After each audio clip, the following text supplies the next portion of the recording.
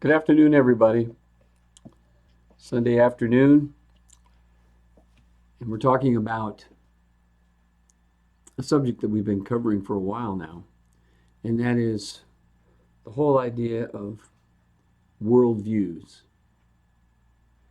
And of course, what we've been exhorting one another to do is to have a biblical worldview. Look at the world as God looks at the world, as the Bible reveals the world to us. And we've been doing that by looking at various examples that show us how you can pit various worldviews against a biblical worldview. We've talked about Daniel and how he understood what a proper worldview was that was controlled by God and revealed by God. When he went to Babylon, he was a very bright young man, he and others that traveled over there. And the whole idea was to convince them really to become good Babylonians. At least one can, I think, infer that from the text in chapter 1. But Daniel made up his mind, I'm not going to become a Babylonian. I am still going to honor Jehovah God. I'm still going to honor the proper things that I was taught, even though I was, part of a population of people that for the most part turned away from God. We've also looked at a picture of prayer where two men prayed. One had a biblical view, and that was a tax gatherer. And he showed what it meant to have a worldview based on God. And that was understanding who God was and realizing his greatness and his holiness and realizing that it's only through God that he is made right. And he begs God for mercy. That's a godly view, a godly worldview. On the other side of that, there's a guy who's very much happy with himself, rather smug about it, to tell you the truth. And he's a Pharisee, and he wants God to know all the things that he's doing that's so good, in case God didn't already know already. So he made a list of things that he does and a list of things that he doesn't do. But it's a world built on self-righteousness. In many ways, it reflects the way the world is today to a greater extent. I mean, people don't like the idea of admitting that they have sins that need to be forgiven. That would be acknowledging God, who would have authority over them. They don't like that.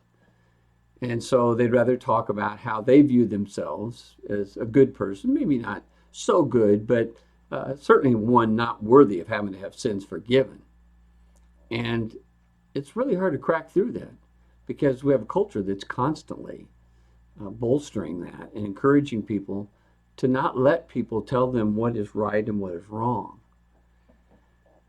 But we get to a couple of different ones today. One is the story of Elijah. And of course, we're not going into great detail on any of these. But we're going to look at Elijah, and we're also going to look at Paul.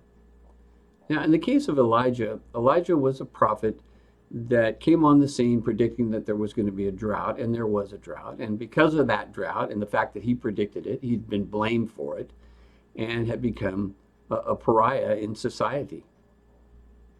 And so he's he's trying to keep his life together, but it comes time for him to go talk to the king, King Ahab, whose wife was a king who championed the worship of Baal.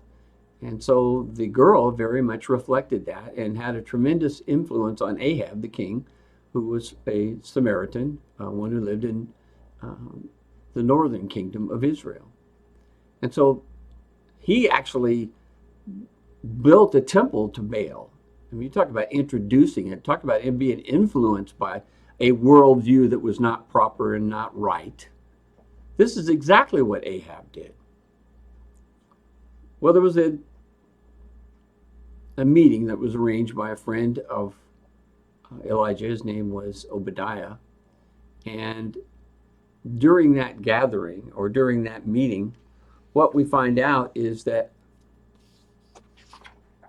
our friend Ahab is not at all happy with Elijah. And he confronts him, and he says something to him that certainly should remind us all of how easy it is for people to distort what it means to be a follower of God. And Jesus knew that's exactly what was going to happen. In Matthew, the 10th chapter, in verse 22, Jesus tells his disciples, "You will be hated by all because of my name. But it is the one who has endured to the end who will be saved." It's going to be worth it, is what he says.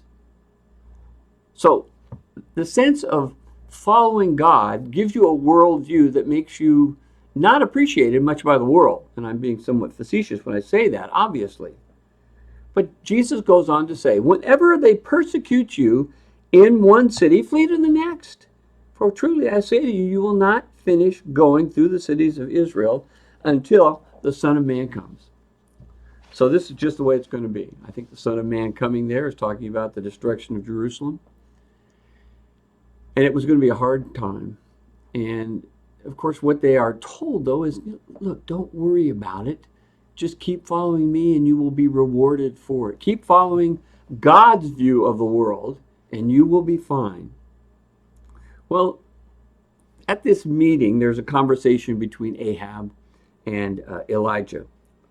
In 1 Kings 18 and verse 17, it says, "When Ahab saw Elijah, Ahab said to him, 'Is this you, troubler of Israel?'" Now, who's introduced idolatry?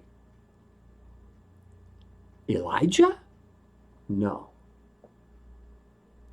Ahab. And he has the nerve to say, he's not the problem. You are the problem, Elijah. Now, when one faces in our culture the reprehensible feelings that some people have for Christians, it's getting worse and worse in our society today. And one would not think it would likely be possible that it could be that way. Well, we go through little spurts where people are warmed up in some ways to Christians, but to a great extent, I mean, we are looked upon just like Ahab looked upon Elijah. Remember now, we're looking at these worldviews. There's a godly worldview, and there's the other worldviews. And you and I, if we choose to be followers of God's world, a worldview controlled by the revelation of God, we will be held in the same disdain as Elijah is held by Ahab. He said, "Well, I have not troubled Israel." This was Elijah's reply. "But you and your father's house have, because you have forsaken the commandments of the Lord, and you have followed the Baal." So it's pretty obvious. Even though the interpretation of the event is that from Ahab's perspective, you're the problem. From Elijah's perspective, Ahab's the problem. Now, how do we sort that out? If we just take a vote, or we look at what's popular or what's not popular, I mean, we may come down on any of those sides. You probably, more likely, Ahab would have been much more popular, certainly with those who are followers of Baal. So who's right, who's wrong? Well, we only know who's right or who's wrong by understanding what God's worldview is, what he wants me to have, what kind of worldview he wants me to have. And so who was right here? Was Elijah wrong because Ahab thought he was wrong or said he was wrong, and his opinion is as good as any? That's how the world would look at it. No, he's wrong because he and his house rejected Jehovah God. And the people around him actually knew better. I'm talking about the people of Israel who were there. And so there was a confrontation, which some of you already know. In 1 Kings 18:19, it says, "Now then send and gather to me all Israel at Mount Carmel, together with 450 prophets of Baal and 400 prophets of the Asherah who eat at Jezebel's table." So you can see how well connected Jezebel was to these individuals. They ate with her. They ate with her regularly. And so there's going to be a standoff. There would be a test to see who could start a fire under an altar with the help of their God. the Baal prophets tried and tried and tried. All kinds of craziness went on, yelling and screaming. And they never could get it started because these gods that they followed were just gods of wood, gods of stone. And so very quickly, when it was time for Elijah to get his opportunity, God lit the fire. And it got the people, the supporters of Elijah, so temporarily excited, they killed all those prophets of Baal. And you would think that level of enthusiasm might have continued for Elijah, but it didn't. And it just took really the actions of one person, that was Jezebel, to totally discourage our friend Elijah the prophet. And again, he is the one with the correct worldview, not Ahab and Jezebel. He is the one who's right because God says he's right. Well, anyway, you'd think that that would have been just the greatest thing to be able to live in that victory for a while. But down in chapter 19, verses 1 through 3, it says, Ahab told Jezebel all that Elijah had done and how he had killed all the prophets with the sword. And these are the people she ate with daily. And so she is really, really upset. Do you think she's really interested in what's wrong with idolatry? Of course not. It says, Jezebel sent a messenger to Elijah saying, so may the gods do to me and even more, if I do not make your life as the life of one of them by tomorrow about this time. In other words, look over there at those executed prophets of Baal, and that's going to be you. And he was afraid, and arose and ran for his life. And he came to Beersheba, which belongs to Judah. He just ran many, many miles to escape and to get away from the threat of Jezebel. Now, he was right. He had the proper worldview. But that worldview doesn't mean much unless we have the courage to live by it.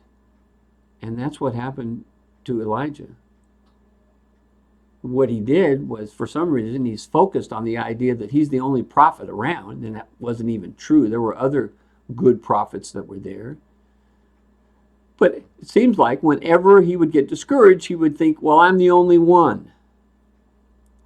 Well, if he really really believed God's worldview, then he could have been comfortable with that because he would have known that God was with him.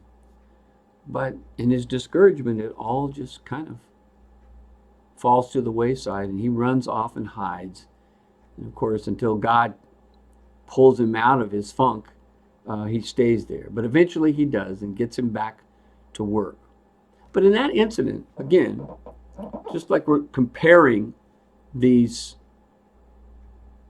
standoffs, if you will, between a godly view versus a worldly view or whatever else the world offers, is that there are people here who know who the God in heaven is. They know who Jehovah God is.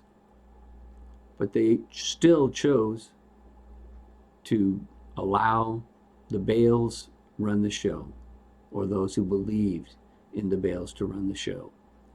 In fact, if you recall when you read the story, Elijah says to them, you guys have got to make up your mind. How do you stay right between these two opinions? And he says, look, either follow the Baals or follow God. Either follow God's worldview or follow what the world has to offer. And that's important for me and you to understand. Because we have a lot of pressure. Most of us are feeling a lot of pressure to just keep our mouths shut and not share our worldview with anybody. They want us to be quiet. They want us to just stay in our churches and not become a part of what's going on in the world. They want us to be quiet. And so here you and I stand with what we know to be true, and we have to have the courage to live according to it, because that's what God would expect. Jesus told the disciples, here's what the worldview is that you need to follow, but I want you to know it's not going to be easy. In fact, people are going to hate you for doing it. It takes a lot of courage to to go ahead and do the right thing, even when you're right. Elijah knew he was right. He knew he had the proper worldview, but he didn't stand up for what he believed. You and I live in a world where people who are Christians, just Bible believers, are people that are held in really, really bad opinion. And we have to just keep on following. And we should not allow that noise of the world to cause us to become discouraged. It's exactly what God expected. But here were some people who should have known better because they knew about Jehovah God. We get into another situation found over in the New Testament where Paul is out preaching, and he's preaching in a lot of synagogues and therefore preaching to a lot of his Pharisee and Jewish friends, and they don't like what he's saying. They want someone who's going to tell them about how great it is to be a Pharisee or a Sadducee or a scribe. And he's just saying that just doesn't mean anything anymore. That was something that served a purpose, but it's gone now. And so he goes to different places, different synagogues, and he gets rejected. He gets to the point where, if you read over in Acts chapter 13, that he tells his countrymen and women, look, if you're not going to listen, I'm going to go to the Gentiles. I know they didn't like hearing that because they didn't like the Gentiles at all. To them, the Gentiles represented a rather potent worldview that was not consistent at all with believing in Jehovah God. But they weren't practicing it anyway, many of them. But there were those at this particular time who were very, very caught up in their own tradition, and they just didn't want to hear what Paul had to say about the law of Moses being fulfilled in Christ, and that Christ represented the idea of the Messiah, and he accomplished his work by dying on the cross. This was really, really bothersome to these people. So anyway, after a bit of time, he decides to go off and talk to the Gentiles. And the Gentiles in the beginning seemed very, very excited about it. And a lot of people who are Gentiles were converted to Christ. But a lot of times when Paul was out preaching, he would go from one town to the other until his Jewish family members and countrymen just virtually torture him to the point of running him out of town and to the point of stoning him. But he just goes on to the next town and starts looking for Gentiles, and he preaches to them. So initially, Gentiles were quite happy to receive this new worldview because for the most part, they were ensconced in Greek mythology or Roman mythology. But they're all built around the pagan ideas of gods that are represented by very entities but are built and made by men. So here he is preaching to people now who are going to demonstrate that they're not the same as those people who have been trained in the understanding of who is God, and that is God is one, and that is Jehovah God. And it's from that God that Jesus came. That's what his Jewish family members understood, but these people don't get it at all. I want you to notice what happens when he goes to a city called Lystra and he heals a man. Now, I'm sure that it was not unusual for these guys to do miracles, but he gets a really interesting reaction. And it almost seems like Barnabas and he are a little bit surprised at it. The people, when they saw this miracle, they lost it. They decided that Barnabas and Paul were gods who had come down out of heaven. They were just like their gods, except these gods made a visit. In verse 12 of Acts 14, it says, and they began calling Barnabas Zeus and Paul Hermes because he was the chief speaker. The priest of Zeus, whose temple was just outside the city, brought oxen and garlands to the gates and wanted to offer sacrifice with the crowds. That's what they want to do. They actually want to offer sacrifices to Paul and Barnabas.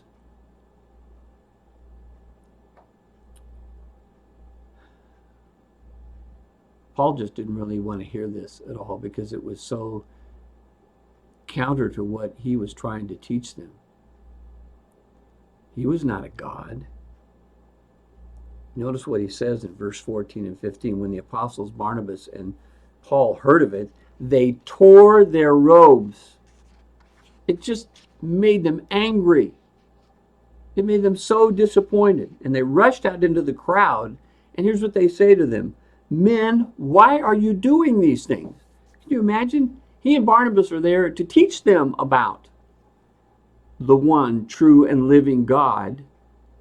And they're just looking at Paul and Barnabas like they're gods. And boy, this was so against the true worldview that was held by Paul and Barnabas at this time. And so here's what he says to them. And he begins to explain to them what these people need to hear and what a lot of people need to hear. Many people don't really know very much about God at all. Years and years ago, maybe when people read more Bible and were more aware of things that came from God's Word, you could pretty much understand that we have the same view of God that they probably do, with some variation. But these individuals here were all wrapped up in idolatry. And they didn't really understand who God was. And you can't fully understand God and what happened through Jesus unless you understand who God actually is. So here's what Paul says to him. We are also men of the same nature as you, and we preach the gospel to you that you should turn from these vain things to a living God. So we didn't come down here, quote unquote, for you to worship us. We want you to turn away from this way of thinking. That's the kind of view that was out there. And that's the kind of view that needed to be opposed. And that's what Paul's saying. We're not here to become gods. We are here to teach you about God. And I think it's proper to infer he was saying, because you guys really need to know about God.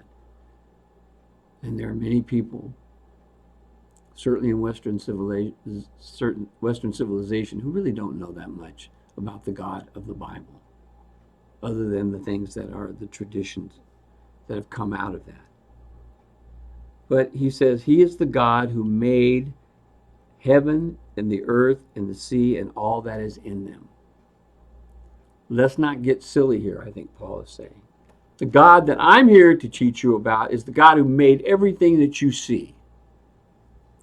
That's a proper worldview according to God.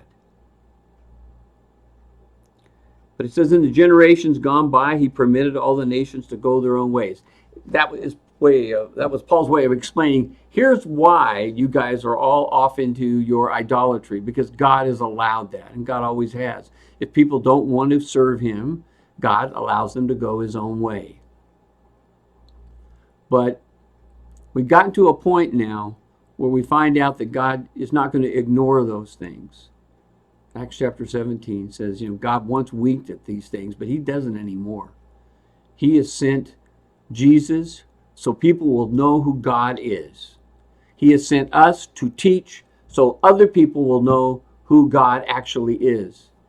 Because unless, again, I say this and I know I'm repeating myself, unless you know who God is, you really can't understand why he would send his son, give his son to die, and say, this is a gigantic success.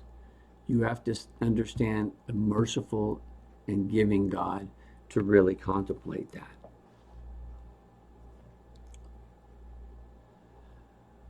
So God lets things go. But he says there's really no excuse. In fact, Romans, the first chapter, explains it's really no excuse for Gentiles because they should know. Because it says in verse 17, yet he did not leave himself without witness in that he did good and gave you rains from heaven and fruitful seasons and satisfying your hearts with food and gladness. So he knew who you were. He knew you were out there, and he was taking care of you all the time. That's not something that Barnabas and I could do.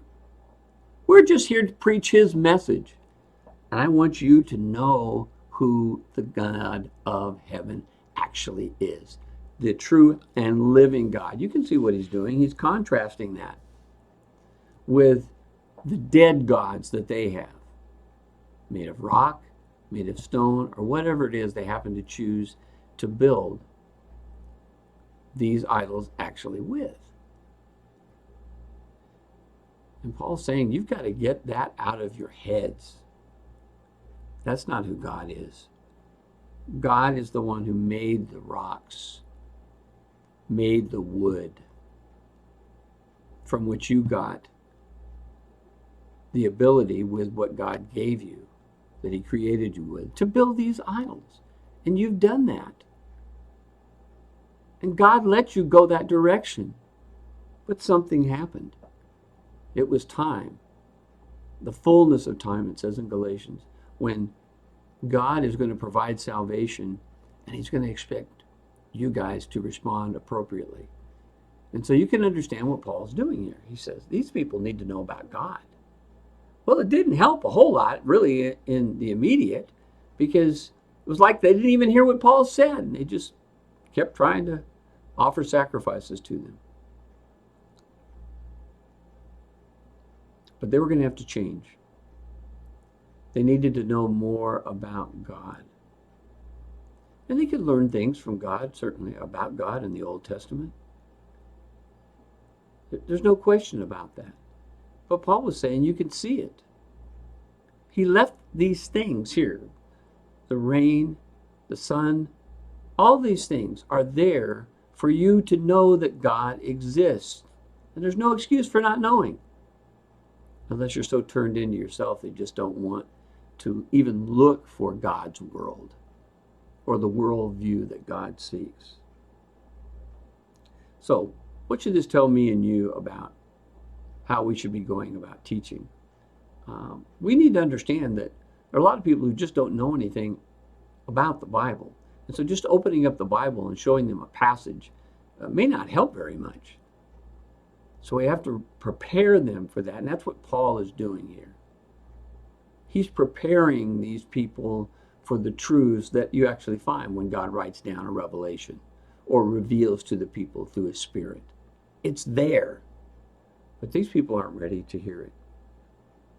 And so you and I have got to use our imaginations a little bit here and try to understand that when we're talking about teaching people, we're talking about people who aren't members of some denomination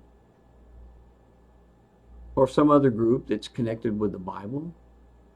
For the most part, people of the world just don't know very much about the Bible. So we have to teach them about the Bible, which is to teach them about God. And we must teach the truths that describe the living God. That's what Paul said. He's the living God. You're worshiping dead gods. That was the common view of the world. The other view was, to the Jews, it was, we must keep the law of Moses. We are faithful to Moses. That was their view. And of course, at one time, that was the proper worldview. But Jesus has fulfilled that. And that's the new worldview. And we have to, I think, have the courage to stand for what we believe in. I mean, sometimes we just think if we could just be more open-minded and more understanding, that people would listen to what we have to say. No, we just have the courage to live the life and also develop some ability to teach people about actually who God is. And hopefully, not everybody who hears about God wants to have anything to do with him, but they can't follow God if they don't really know who God is. So we've looked at the conflict between Daniel and his world in Babylon and what he had to do to remain faithful, what Elijah needed to do to remain faithful to God and the people of Israel when it was the choice between a Baal worldview or God worldview, or when we try to understand what it means to be in a right relationship with God and through the prayers of the Pharisee and the tax gatherer, we learn a lot about God in those two prayers. So make it a point to try to educate yourself, your children, about the true nature of God, it'll make us all stronger if we do it. And we might find the right place to begin to teach the people that we want so much to hear this message. It's the world's view versus God's view. And we want to make sure that we are defending and we're not ashamed to defend the worldview that is God's. Thank you, and I hope you have a nice evening.